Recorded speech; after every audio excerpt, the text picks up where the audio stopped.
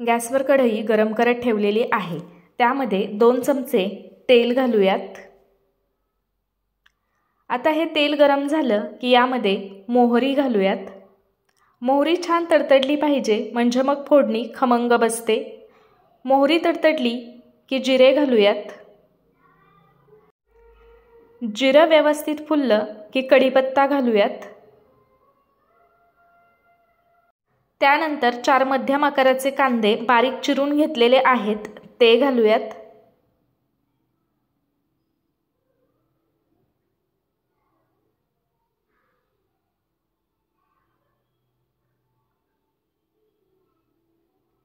आता हा कांदा मऊ होईपर्यंत ह्याला परतून घेऊयात। टोमॅटो सोबत कांदा शिजणारच आहे, त्यामुळे फक्त मऊ होईपर्यंत ह्याला परतून घेऊयात। आपण जेवढा टोमॅटो घेतलाय तेवढाच आपल्याला कांदा घ्यायचा आहे, म्हणजेच टोमॅटो आणि कांदा समप्रमाणात वापरायचा। आता हा कांदा मऊ होईपर्यंत व्यवस्थित परतून घेतलेला आहे। आता यामध्ये पाव चमचा हळद घालूयात आणि 1.5 चमचा लाल तिखट घालूयात। आता हे सगळं व्यवस्थित मिक्स करून घेऊयात। तिखटाचं प्रमाण तुमच्या आवडीनुसार कमी किंवा जास्त करू शकता। हे सगळं व्यवस्थित मिक्स करून घेऊयात।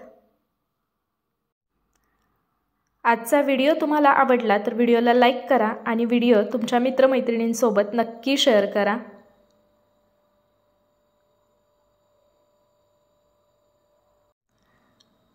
तुम्ही बघू शकाल हे सगळं व्यवस्थित मिक्स करून घेतलेलं आहे। आता यामध्ये 4 मध्यम आकाराचे टोमॅटो चिरून घेतलेले आहेत ते घालूयात।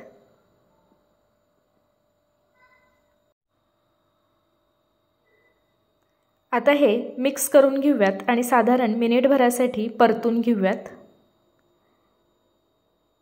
तुम्हाला जर माझ्या रेसिपीज आवडत असतील तर पटकन स्नेहाच रेसिपीला सबस्क्राइब करा आणि सबस्क्राइब केल्यानंतर शेजारील बेल आयकॉन प्रेस करा, म्हणजे जेव्हा मी नवीन व्हिडिओ अपलोड करेल तर त्याचं नोटिफिकेशन सगळ्यात आधी तुम्हाला मिळेल आणि तुम्ही कुठलाच व्हिडिओ मिस नाही करणार।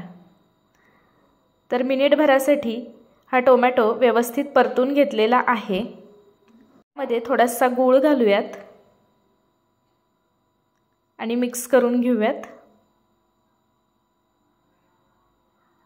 मिक्स करून घेतलं की आता चवीनुसार मीठ घालूयात।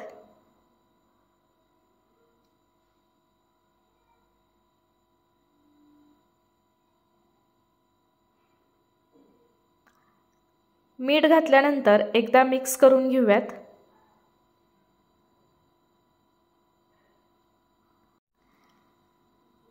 आणि 2 ते 3 चमचे भाजलेल्या शेंगदाण्याचा कूट घालूयात। आता शेंगदाण्याचा कूट घातल्यानंतर हे सगळं व्यवस्थित मिक्स करून घेऊयात।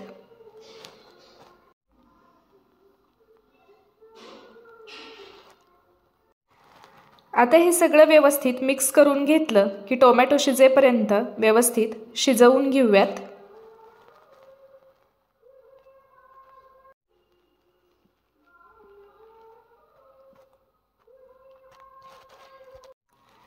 थोड्या वेळानंतर तुम्ही बघू शकाल टोमॅटो व्यवस्थित शिजलेला आहे।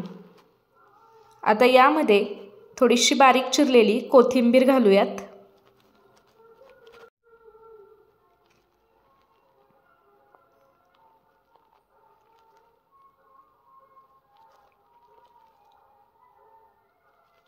कोथिंबीर घातल्यानंतर एकदा मिक्स करून घेऊयात।